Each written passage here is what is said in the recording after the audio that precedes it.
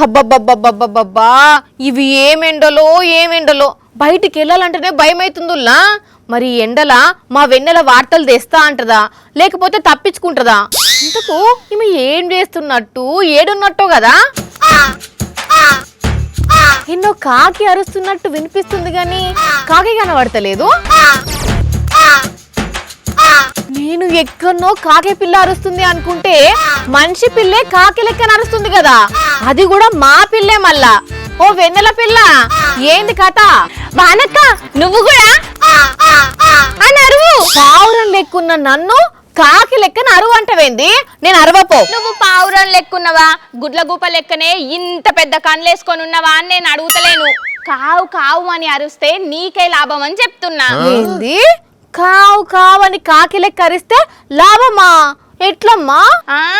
నేను చెప్ప నీకు. నువ్వు అరువంటే అరుస్తున్నావా? నేనే అరుస్తా, నేనే లాభపడతా. అట్లా కాదు వెన్నెలా, ఇప్పటికి ఇంకా నాకు అర్థమైతలేదు నువ్వు అట్లా ఎందుకు అరుస్తున్నావో. ఇప్పుడు అని మేక లెక్క అరుస్తే మేక దగ్గరకు వస్తుందా లేదా? కొన్ని వస్తాయి. అట్లనే అని అరిస్తే కాకులు కూడా దగ్గరకు వస్తాయి కదా. వస్తే ఏం చేసుకుంటావు ఆ కాకులను? ఏం చేసుకుంటానా, పెంచుకుంటా. కాకులను పెంచుకుంటారా ఎవరన్నా? హలో చీయని తీసిపారేయకు. ఇప్పుడు కాకులకున్న డిమాండ్ దేనికి లేదు తెలుసా? కాకులకు డిమాండ్ ఏంది? వీటితో లాభమేంది? ఇప్పుడు జీవిడిచిన కాడ పెద్ద కర్మ చేసేటప్పుడు పిట్టకు పెడతారు కదా, అప్పుడు కాకులు వచ్చి తినాలి. అట్లా తింటేనే అది ముడుతుంది అని మనోళ్ళు నమ్ముతారా లేదా? నమ్ముతారు. కాకపోతే ఇప్పుడు కాకులు వస్తున్నాయా? ఇప్పుడు ఎక్కడ వస్తున్నాయి? మునుపంటే బొచ్చడు వచ్చేటి. కాకపోతే ఇప్పుడు కాకులు చూద్దామన్నా సకగానే పడతలేవు. అందుకే నేను కాకిని పెంచుకొని ఎక్కడ పెద్ద కర్మ జరిగితే వాళ్ళకి రాయిస్తా.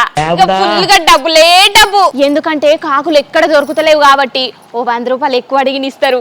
ఎట్లున్నది ఐడియా? ఏడ్చినట్టున్నది. మరి లేకపోతే అదేం ఆలోచన? శవాల మీద పేలాలు ఏర్క తిన్నట్టు. అయినా ఈ ఐడియా ఎవరిచ్చిరు నీకు? హైదరాబాద్ లో ఉన్న పురాణపూల్ కాస్టాల గడ్డల పెద్ద కర్మ చేసి పిండం పెట్టి కాకి కోసం చూస్తే ఒక్క కాకి కూడా అస్సలకే రాలేదట. చాలా సేపు చూసినా ఒక్క కాకి కూడా రాకపోయేసరికి వాళ్ళు ఓ కాకినే వనుకొచ్చిండ్రట. ఇది చూసినాకనే ఐడియా వచ్చింది నాకు. ఇట్లా 10 కాకులను దొరకబట్టి పెంచి ఇట్లా ఏడ పెద్ద కర్మ జరిగితే ఆడికి తీసుకుపోయి కిరాయికి ఇచ్చినమే అనుకో, ఫుల్లుగా గిరాయికి ఫుల్లుగా డబ్బు. ఏ వ్యాపారం చేసినా పోటీ ఉంటది గాని అసలు ఈ వ్యాపారంలా పోటీ కూడా ఉండనే ఉండది. ఇప్పుడు నీ కాకులు ఎక్కడి నుంచి వస్తాయో? అందుకే కదా కావ్ కావ్ కావ్ అని అరిచేది.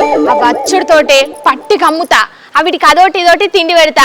కోళ్ళు కదా అలవాటు అయినట్టు ఆ కాకులే మంచిగా అలవాటు అవుతాయి. ఇది ముందు మనకాడ చాలు చేసి దేశం అంతటా కాకులను అద్దెకి ఇవ్వబడును అని బ్రాంచులు పెట్టి పెద్ద కంపెనీ చాలు చేస్తా. కావాలంటే ఆ కంపెనీలో నీకు కూడా ఉద్యోగం ఇస్తా, బాధపడకు. నాకున్న ఉద్యోగం చాలు, నీ కాకి కంపెనీలో అవసరం లేదు గాని.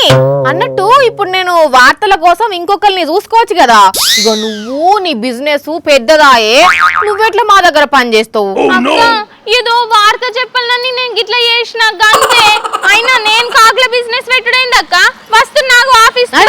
నువ్వు నీ ఏషాలు ఏ ముచ్చట సక్క చెప్పవు. అన్నట్టు పబ్లిక్ కాకుల సంఖ్య తక్కువ ఉడేంది కానీ పిండం తినేతందుకు కూడా వస్తలేవట. అందుకే దీన్ని కూడా కొందరు వ్యాపారంగా మలుచుకుంటున్నారు. మరి దీన్ని తెలివి అనాలనో ఏమనాలనో మీరే చెప్పాలిగా.